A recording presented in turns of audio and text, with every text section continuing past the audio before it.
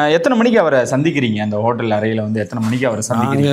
நாங்கள் போனதும் 7:30க்கெலாம் கிளம்பிருங்கன்னு சொன்னாங்க. ரெடி ஆயிருங்கன்னு சொன்னாங்க. பிரேக்ஃபாஸ்ட் ரெடி ஆயிருன்னு சொன்னாங்க.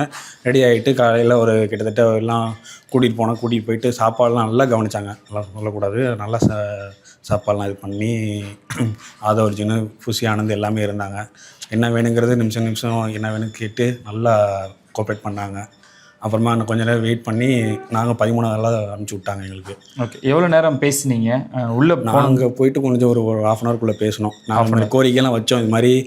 இது மாதிரி சம்பவம் நடக்கக்கூடாது, இது மாதிரி முதலும் கடைசியுமா இருக்கட்டும், இனிமேல் பண்ணுறதா இருந்தால் எங்களோட போகட்டும், வைக்கிறதா இருந்தால் ஒரு பெரிய வராண்டாவை வச்சு அவங்க ஒரு விசிலாட்டமான ஏரியாவில் வச்சு பண்ணுங்கள் அப்படிங்கிற மாதிரி சொல்லியிருக்கோம். அதே மாதிரி இது இறந்ததுக்கான ஒரு உண்மையே வரணும் கண்டிப்பாக. இது எதனால் நடந்துச்சு, ஏன் நடந்துச்சு, கண்டிப்பாக உண்மை வெளியே வரணுங்கிற மாதிரி கேட்டு வச்சுருக்கோம். அங்கே உள்ள அந்த போஸ்ட்மார்ட்டம் பண்ணிவிட்டு அதான் எரிக்கலை, புதைச்சி தான் வச்சுருக்கோம். அந்த புதைச்சி வச்சதுக்கு மறுக்குறாய்வு செய்கிறதுக்கும் நாங்கள் கூட சைன் பண்ணுறோம். அதை நீங்கள் கூட எடுத்து பண்ணுங்கள். சிபிஐ கூட இப்போ மாற்றிருக்காங்க, உங்களுக்கு கூட தெரியும் நினைக்கிறேன். அது என்னங்கிறது மறுக்குறாய்வு செய்ய கூட நாங்கள் இது என்னன்னு கூட நாங்கள் எஃபோர்ட் போடுறோம். சரி, நீங்கள் அந்த அறைக்குள்ளே போகிறீங்க. உள்ளே யாரெல்லாம் இருந்தாங்க, யாரெல்லாம் சந்திச்சிங்க?